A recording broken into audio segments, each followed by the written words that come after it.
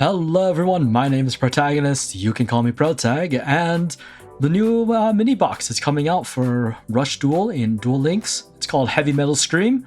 Let's go over the card and see whether or not we're going to see a meta shift within the next couple of days. Alright, so starting off, we're going to look at the URs that we have here. The first one being Go Cyclone. As long as you have no monsters on your field, you can destroy one spell or trap card on your opponent's field. Then, if you have 3 or less monsters in your graveyard, you can then draw one card. So this is pretty good. This actually power creeps the current back row removal that we have in the form of Hammer Crush. This allows you to just remove a card as long as you don't have anything on your side. So I think this will probably be replacing Hammer Crush a little bit, just because you don't have to, pay anything for it. And usually, if your opponent removes your board, you're probably gonna have an opportunity to have this card activate. So I think this is pretty decent. I don't think it's gonna be in every deck, but a few Hammer Crushes will be replaced because of this. Next up, we have Ancient Arise Dragon. This is a very pretty card and has a pretty interesting effect. So as long as you send the top card of your deck to the graveyard, this card will gain 600 attack, making it a total of 3000. And then if you have Clear Ice Dragon and Burning Blaze Dragon in your graveyard, you can then shuffle both into the deck. If you do, you can then destroy one face-up monster with 1500 or less defense on your opponent's field. So this is pretty good removal. There are a few cards that would be targeted by something like this. Not a lot of the good ones, mind you, but a few decently strong cards do have 1500 or less defense that you can target, or if you have ways to lower defenses of your opponent, of your opponent's cards, then that can also be used here as well. So I think this card is pretty nice. I think you could maybe add this in a Dragius deck or just an overall dragon deck and see a lot of success with this. It's kind of painful to say because Dragius has been running rampant in upper ladder, even I guess everywhere, honestly. Like you don't just encounter a Dragius deck or some Draconic Resonance type stuff. I think this is just gonna boost dragons even more, which is a pain because dragons are already strong. They don't need to be stronger. The rich gets richer, So hopefully we can see a change in the meta soon, but with this card, I don't think so. Moving on, we got Bend or Break the Conqueror. Not a fan of the naming. I don't know why it's called Bend or Break. Someone give me a reason. If it's a Japanese translation thing, then okay. But man, they really they really lost the creativity vibes here. Anyway, if the number of face-up monsters on your opponent's field and the number of spell trap monsters on your field are the same, you can send up to 3 spell trap cards from your field to the graveyard, and thus one face-up monster on your opponent's field loses attack and defense equal to the number of cards sent to the graveyard times 1000 until the end of this turn. So this is okay, I guess. Its defense is really good, its attack is not great.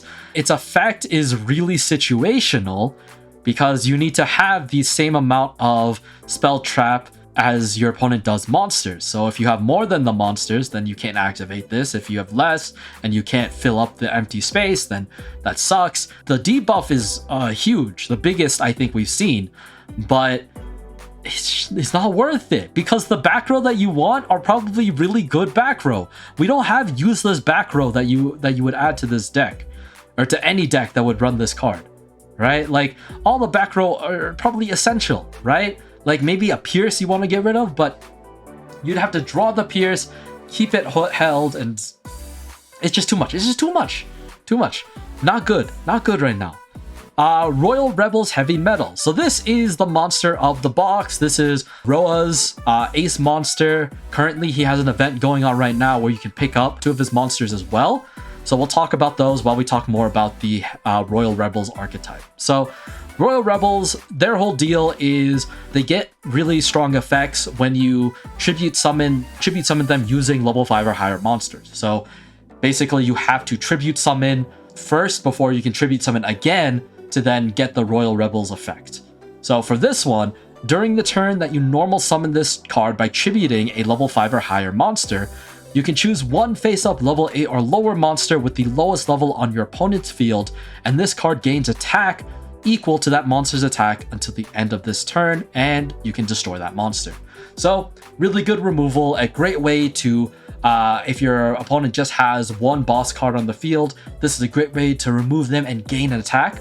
So dream example is your opponent has a Dragius on the field, you then are able to summon the Royal Rebel and get its requirement, then you can destroy the Dragius and gain 2500 attack, thus making this a 5000 attack monster, hit for face, and they're gonna feel bad afterwards, right? Because this also has 2500 base attack, most monsters will have to crash into it or, use a bunch of other cards in order to lower its attack or boost their opponent or their own card's attack in order to deal with it. So this is a pretty strong card as is, but the effect makes it really strong. However, it is a one-time effect upon summoning of this card, so you cannot do this again if this card lasts for more than one turn.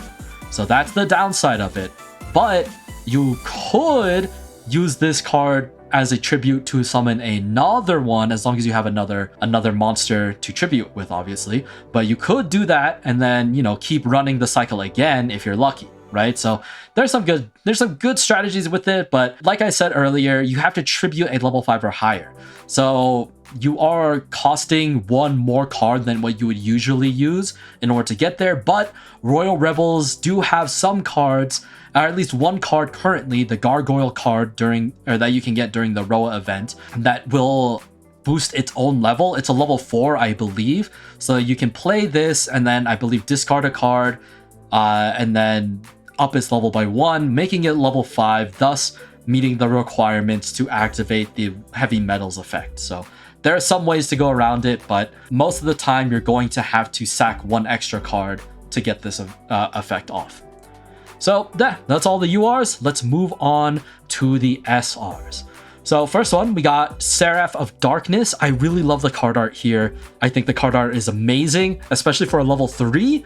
I feel like most of the time, the level of the monster will dictate the amount of quote-unquote effort or the style of art that they put on the card. Seraph of Darkness is so pretty for a level 3. Damn. Anyway, if you have a face-up, level 5 or higher dark attribute monster on your field, you can pay 500 life points to change one face-up level 8 or lower monster to either face-up attack or face-down defense. So this is a really good way to engage with the set 3 monsters pass. This is a really great way to remove any high-tier monsters like a Dragius or a 7's Road if you're worried about that. The Yami rulers and Kami rulers the Yami rulers specifically aren't going to be affected by this, obviously, but as long as you have something else that could, lower defense or something, maybe that's okay. But I think this is pretty decent, paying 500 to be able to basically remove a card with a different card that you have. I'm okay with it. Honestly, this is nice. It's a level 3, so you can normal summon it right away. I like it. Piercing Samurai. We do have a piercing monster already in Rush Duel, but this one has a little bit of a different effect. So if you have 3 face-up monsters on your field, I assume including this one, obviously, you can send the top card of your deck to the graveyard, which then allows you to choose one face-up warrior-type monster on your field, and if it attacks a defense position monster, you can inflict piercing battle damage. Once again, you're probably going to be using this for your Yami rulers or your Kami rulers post first turn summoning. This is just really good. You can turn any monster that you want into a piercing machine, and that's just really nice. And you can combo this off with other defense reducing ones, or with defense reducing cards and stuff like that to be able to make your piercing damage count. But I think this is just really nice to have, so that you're not stuck with having to deal with just set 3 pass every single turn. Moving on, we have Giftaurus. This is a level 7, so 2 tributes to summon this, but if you send the top card of your deck to the graveyard, this monster will gain attack equal to the number of other face-up psychic type monsters on your field times 400 until the end of this turn. I assume it counts itself, so the max that you can get is 1200 more attack, giving this a grand total of 3600 attack max, right? This is not including obviously any spells or any other effects that might be able to boost attack. But Giftaurus is a pretty strong card that will be able to, overcome a lot of strong cards post Phantom Bind and post most other trap cards that would reduce its attack, honestly. Right? If you can get a max attack Giftaris to attack any monster on your opponent's field, they're probably going to get it done. And I think that's pretty nice.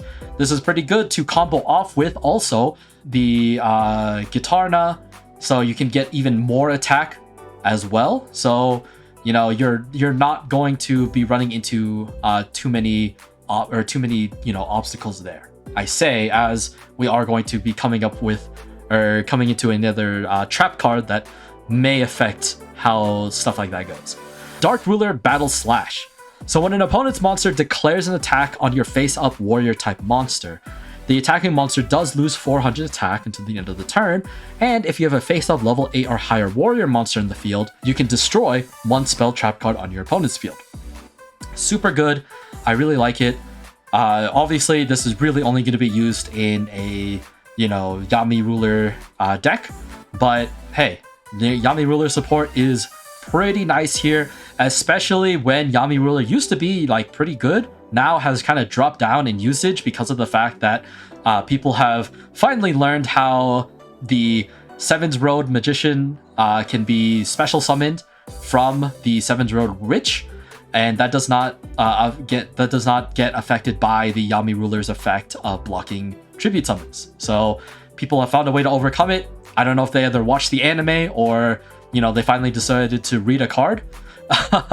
But Yami Ruler hasn't seen that much usage anymore, and hopefully this brings it back up a little bit. There isn't really a lot of Yami Ruler support in this box, but who knows.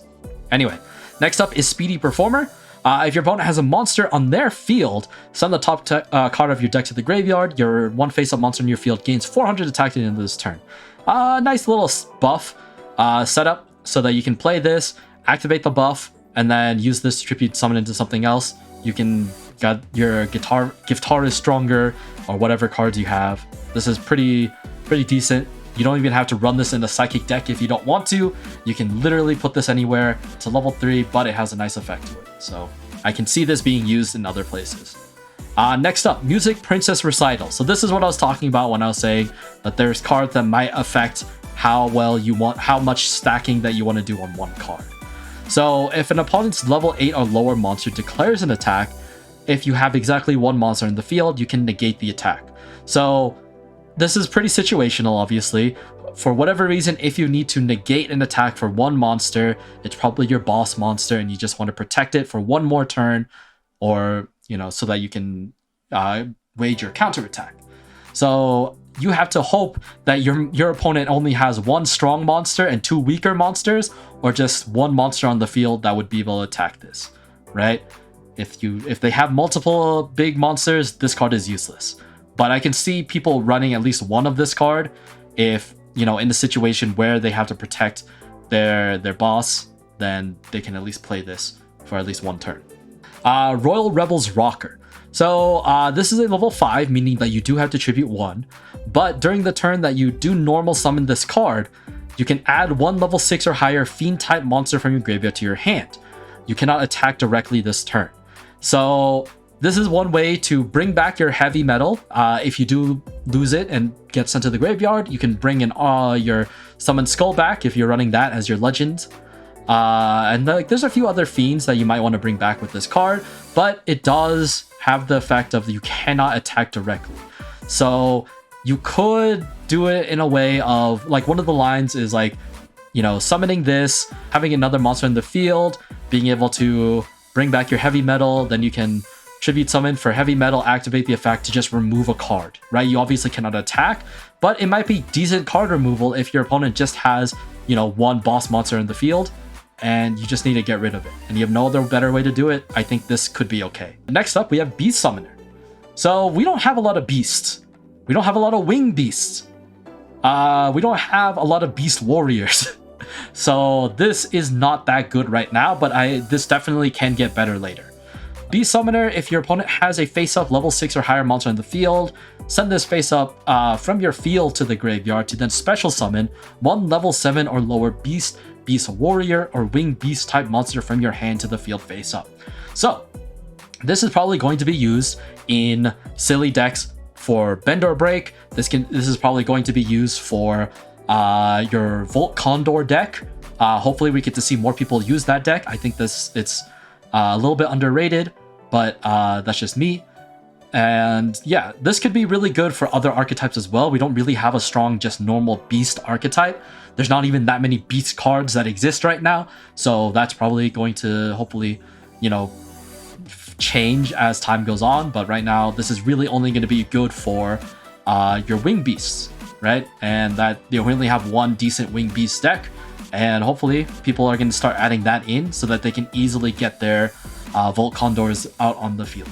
Moving on, we got Black Dragon's Chick. So this is basically allowing you to special summon a Red Eyes from your hand to the field. So without having to pay the 2 cards you would need to tribute, you can instead just have the Baby Dragon's Chick, and then boom, you can bring out your Red Eyes, which is pretty decent. Spending 1 card to bring out a level 7 or higher is always a decent and valuable trade. You can always bring back your Red Eyes back to your hand with the likes of Phoenix Dragon and stuff like that. So if you have a 3 elf of Baby Dragon, you might be able to have a way to bring back your Red Eyes multiple times.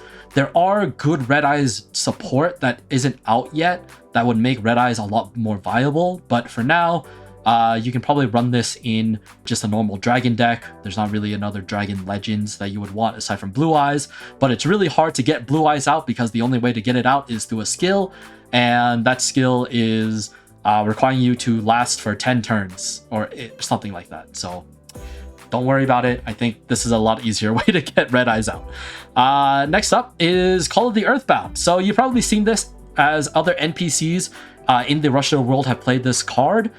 Basically, if you attack, or if your opponent declares an attack, you can choose where the attack goes. So you can use this to, I guess, yeah, protect your boss monster. If you have multiple cards on the field, you're probably going to be using this. But because it's limited to 3, I can see people running maybe 1, and that's it. Because you probably want to spend the other 2 cards for your actual bosses, right? For Dragius or for Heavy Metal, right? You don't want to waste your 3 slots for a trap card like this. But if you really need it, if you really think it's going to be useful, yeah, you're running 1. Never more than 1. That's it. Next, we got some of the rares. This is Fire Yarrow, Pyro Normal. This is good for Noodle Ninjas or whatever. They have a boss monster that boosts any Pyro monsters on the field based on the number of normal cards are in the graveyard. So this is pretty good. 1300 attack is nothing to scoff at when you include the boosted damage from the boss. Paku Paku Chu is a beast. If you have no other monsters on the field, you can place 1 beast monster from your graveyard to the bottom of your deck, and you can add a beast from your graveyard to your hand. Not good right now. I can see this being insanely good later. Really, the only beast that you would probably want to bring back is the Bend or Break, and that's really it. Sorry, beast. Yeah, no support for you. All-Seeing White Tiger, it's a beast. It's a vanilla. Nothing really stands out. The barrier is pretty decent. I can see people running this card. If an opponent monster declares an attack, shuffle one monster from your graveyard to the deck, and then the attacking monster loses 400 attack until the end of this turn. Any way to reduce the attack in a consistent manner and not have to rely on Phantom Bind, I can see that being useful. Phantom Bind is pretty situational of how good it's going to be depending on what deck you're facing. So you can either take the guaranteed 400, or you could risk it and be able to get more attack off if your opponent is playing like a full spellcaster or a full dragon deck, right? So depending on what you think is more likely to happen, you might replace a Phantom Bind with this, but who knows? Nessus the Star Knight, level 4 Fiend, pretty decent. It's another level 4 1500 attack. Those are always pretty good if you need to just be super aggro for most things. Be careful, it is a Fiend, so you are going to be subject, now that we have more Fiend cards that are, you know, more likely to be played, you are going to be more susceptible to getting hit by, like I said, the Phantom Binds or something like that. Dream Drummer, this is level 2. Shuffle 1 Psychic type monster from your graveyard to the deck. Shuffle 1 monster from your opponent's graveyard into the deck, and then if you have a face-up normal monster on your field, gain 500 LP. This happens more likely than you would think, And I think this is pretty decent Psychic support. Psychics have the best time of being able to control their life points, and as you'll see later, it's going to be very valuable to them. So I think this is pretty decent. I don't know if you're going to run 3 of, but having a couple of these in your deck wouldn't be too bad. So now we're going to move on to the Burning Blaze and Clear Ice Dragon. So these are the 2 dragons that are support in tandem with the Ancient Arise Dragon. So Burning Blaze Dragon requirements: if you place a level 5 or lower dragon type monster from your graveyard to the bottom of the deck, you can destroy a face-up field spell card on your opponent's field. Originally I thought it was just a spell card, but if it's just a face-up field spell, not as good as I thought it was going to be. The stats are decent for what it is, but I don't know if you're really going to care too much about this. I think you would only do this for the effect of the Ancient Arise Dragon of being able to destroy a face-up monster, but most of the time the Ancient Arise Dragon is strong enough to beat most cards anyway. Next up is the Clear Ice Dragon. By placing 1 level 5 or lower dragon type monster from your graveyard to the bottom of your deck, you can shuffle up to 2 monsters from your opponent's graveyard into their deck. Not too bad. This is actually a lot more better. This is a lot more decent than the than its fire counterpart. Being able to control what cards, or being able to remove graveyard shenanigans, is always a plus, and this card does that pretty well. All right, moving on, we have Eclipse, whatever. This guy, it's a normal monster, level 6, 1600 attack, 2000 defense. Pretty decent stats for what it is. You might not think that you would want to play this, but we're going to look at a card later on that, you know, could make this work. Next up, we have Silver Wolf. This is a beast. Once again, beasts, not that good right now.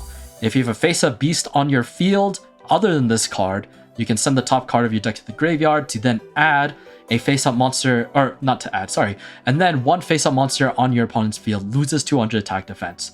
The stat drop isn't that strong, but it is a level 3, so it is possible that you could do this multiple times. If you run 2 Silver Wolves and then 1 other beast, you can play your beast, play your Silver Wolf, play your other Silver Wolf, 1 card loses 400 attack defense, and then you can use these to tribute into something else. So there are lines that I can see, but once again, beasts aren't that strong, so you're probably not going to see a lot of this. Archfiend Summoning Flute. So now this is the card that I'm thinking about right now. If you have no other monsters in your field and have 3 or more normal monsters in your graveyard, you can send this card from your field to the graveyard, then special summon 1 normal monster from your graveyard to your field in face-up defense position. So you can probably bring back cards like the Eclipse, the Star Knight, or any other strong normal monsters that might have been sent to your graveyard. I think this is really good. There are a lot of cards that make you choose what card from your hand go into the graveyard and stuff like that. So like there's a few combos that I think would be really nice to be able to basically bring out stronger cards than this if you don't have them right away. So who knows? Could be useful, could not be useful. I don't know. I see some fun lines, but that's not always gonna happen. Finally, on this row, we got the Romic Enroller. Sorry. As long as your life points are 2,000 or less, all face-up monsters in your opponent's field lose 500 attack and defense at the end of this turn. So, like I said before, Psychic decks have a pretty simple time of changing their life point count. They have a lot of cards that remove life points, a lot of cards that make them gain life points, and things like that. So they are the best ones to be able to use this sort of effect. And it's a pretty strong effect too that happens constantly. So if you can keep this card alive, you'll be able to continuously have that debuff on them, and you're going to be pretty set. But I like the card. Psychic support I think is going to be fun, and hopefully we get to see a rise in Psychic usage, but who knows? Anyway, finally, we have the normals. Hopefully there's not too much to talk about. Flavor Inspector, level 3, 1300. It's a pyro, so once again, gets can be worked in with the Noodle Ninjas and whatnot, so I like it. Descendant of Titans. It's a level 1 fiend. Might not look that good right now, but it gets boosted by this card here, but we'll get there. Chusuke the Mouse Fighter. It's a beast. It's 1200 attack. Not that good. King's Reward. Shuffle 1 level 1 fiend type normal monster from your graveyard to the deck to then destroy a face-up level 6 or lower monster on your opponent's field. And if you do, your opponent draws 1 card, but you cannot attack directly. The benefits for your opponent are way better than I think the cost is. most of the times you will probably be able to destroy a level 6 monster, but on the rare changes that you can't, this is okay. But like usually you're not going to run into a situation like that, and you can't attack that turn after that. So like, I don't know, it's weird. It's weird. Babysitter Goat, another level 1 fiend, so once again goes with the King's Reward. Garmer the Lone Wolf, it's a level 2 fiend, decent, I guess. I don't know. Fall Owl of the Dark Wisdom, it's a vanilla monster, 1100 attack, 400 defense. You see it in the anime, it's cute, but nothing that I think would replace anything, really. Return is a trap card where if your opponent adds a card from the graveyard, you can then shuffle one random card from your opponent's hand back into the deck. So maybe if you're lucky, you shuffle the card that your opponent takes back, but more likely than not, you're basically going to be having a 1 in 5 chance of doing that. So the odds aren't that good. Probably not going to see a lot of play. Noodle Art of Roastery, I think, is really nice. Good for the noodle decks. If you have a face-off level 7 or higher Pyro monster, there's only really one card that matches that description. All face-up Pyro monsters on your field gain attack equal to the number of normal monsters in both players' graveyards times 100. So it does the same effect of that level 7 Pyro monster whose name I do not remember right now, but it'll be up there. But you will be able to count the normal monster from both sides, which means your attack is going to be way higher because your opponent will also use normal monsters for the most part to get their tribute summons off. So it's a win-win. You're going to have high attack. A lot of your cards are going to have high attack. So maybe we're going to see Noodle Ninja aggro slowly rise up, because I can see this card being used, but once again, the effect, you need to have that level 7 card in play. So who knows? All right, next up we have Double Block, a psychic. Actually, is it not even a psychic support, really? But when a normal monster or opponent's monster declares an attack, send 2 level 2 normal monsters from your hand to the graveyard. Change up to 2 face-up monsters on your opponent's field to face-down defense. So these stipulations are pretty high, but there are plenty of level 2 normal monsters. We just saw one, and there's quite a few in the vanilla pile already. So you can probably get this off pretty well. I can see people running at least one copy of this if they are worried about getting, completely overwhelmed. Especially because this is a trap card, meaning that you can play this on your opponent's turn to then force them not to be able to attack, right? So I think this is a pretty nice effect. These next 2 cards, Sports Dragon Defender and Sports Dragon Keeper, go hand in hand. Kind of like the baseball dragons, these are soccer dragons now. Sports Dragon Keeper being a level 6, meaning that you do have to tribute summon this, but has high defense, so that's pretty nice. Sports Dragon Defender is the effect card though. If you have the Keeper on your field in attack position, send 1 card from your hand to the graveyard. You can then change 1 attack position Keeper on your field and 1 attack position monster on your opponent's field to defense position. So you do need the requirement of having a Keeper on the field. So I can see this combo being run like once, but you having multiple defenders is not terrible compared to having multiple Keepers. So I think this is decent. I'm not entirely sure how many times you would want this to happen, but it's okay. It's okay. Feral Imp, vanilla card. It's a classic. I see no wrong with this. It's just a nice little guy. And then finally, one side reverse. Your opponent has 2 or more face down monsters on the field. You can change 1 face down monster on your opponent's field to face up. So this is a really good way to stop the pass, or the set 3 pass, and not be able to break through their defense. If you can force them to have to show one of their cards, then you're going to be able to deal damage if you don't have piercing or anything like that. So I can see this being useful, but it's very situational. I think you would be okay with, beating your opponent down if they have to keep setting 3 and pass. You're gonna win the resource war anyway, but if you really want to stick it to them, then this card is a great way to do so. Anyway, I think that'll be it for my review of Heavy Metal Scream. I'm not a big expert on Rush Duel or anything. I only got into it as everything started coming out here. So the experience and the knowledge that I provide are from what I've been seeing being played right now. I'm not too familiar with like the actual like OCG meta and stuff like that, but I'm doing my research and I'm learning what I can. But hopefully, this sort of information helps you out and makes your decision of whether or not to pull any easier.